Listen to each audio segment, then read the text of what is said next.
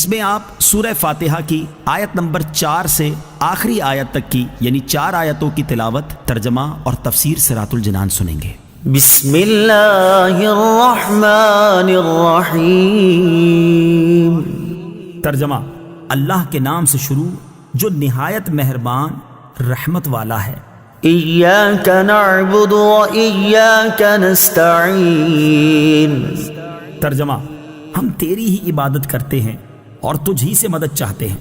ایاک نعبد و ایاک نستعین، ہم تیری ہی عبادت کرتے ہیں اور تجھ ہی سے مدد چاہتے ہیں۔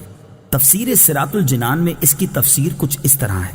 اس سے پہلی آیات میں بیان ہوا کہ ہر طرح کی حمد و ثنا کا حقیقی مستحق اللہ تعالیٰ ہے، جو کہ سب جہانوں کا پالنے والا، بہت مہربان اور رحم فرمانے والا ہے۔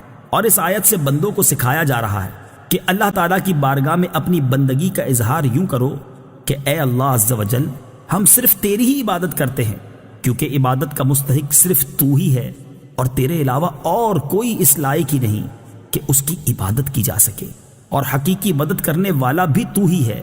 تیری اجازت و مرضی کے بغیر کوئی کسی کی کسی قسم کی ظاہری، باطنی، جسمانی، روحانی، چھوٹی بڑی کوئی مدد نہیں کر سکتا۔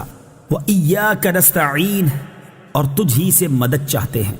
تفسیر صراط الجنان میں اس کی تفسیر کچھ اس طرح ہے۔ اس آیت میں بیان کیا گیا کہ مدد طلب کرنا خواہ واسطے کے ساتھ ہو یا واسطے کے بغیر ہو، ہر طرح سے اللہ تعالیٰ کے ساتھ خاص ہے، اور اللہ تعالیٰ کی ذات ہی ایسی ہے جس سے حقیقی طور پر مدد طلب کی جائے۔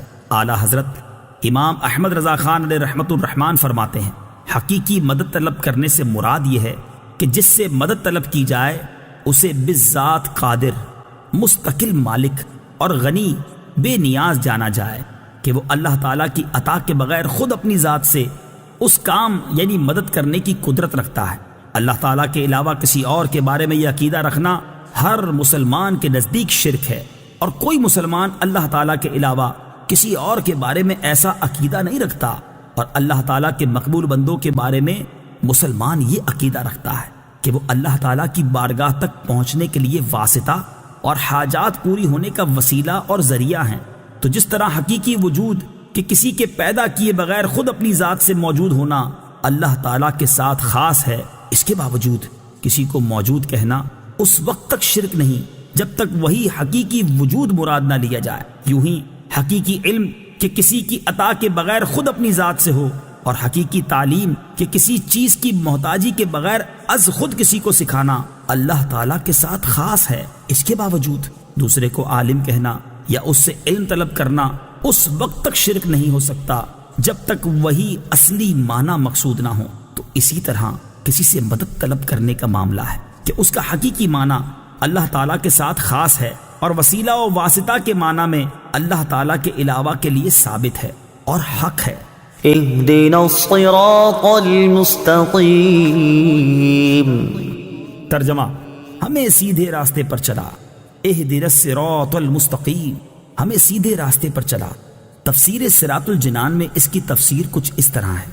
اللہ تعالیٰ کی ذات و صفات کی معرفت کے بعد اس کی عبادت اور حقیقی مددگار ہونے کا ذکر کیا گیا، اور اب یہاں سے ایک دعا سکھائی جا رہی ہے کہ بندہ یوں عرض کرے، اے اللہ عز و جل، تو نے اپنی توفیق سے ہمیں سیدھا راستہ دکھا دیا، اب ہماری اس راستے کی طرف ہدایت میں اضافہ فرما اور ہمیں اس پر ثابت قدم رکھ۔